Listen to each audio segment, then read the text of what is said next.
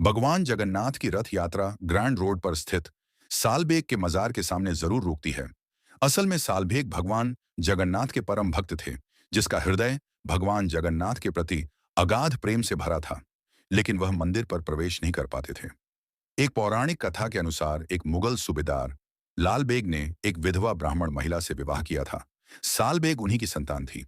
इस प्रकार साल बेग के रक्त में दो धर्मों का संगम था, पिता इस्लाम से और माता से हिंदू धर्म।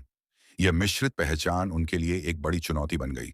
समाज के नियमों के कारण उन्हें जगन्नाथ मंदिर में प्रवेश की अनुमति नहीं थी, परंतु उनका मन हमेशा प्रभु जगन्नाथ के दर्शन के लिए तड़पता रहता था। सालबेग लंबे समय तक वृंदावन में रहे और वहां प्रभु की भक्ति की।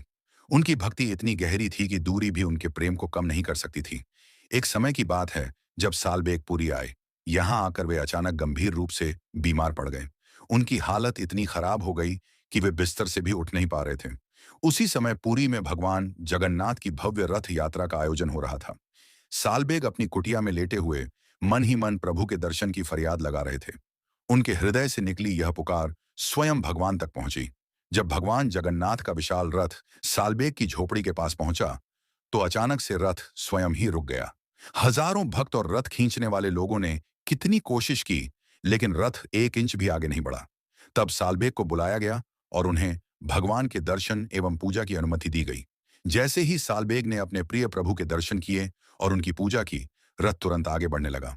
उस दिन के बाद से हर साल रथ यात्रा के दौरान भगवान जगन्नाथ का रथ सालबेग की समाधि के सामने कुछ देर के लिए रुकता है।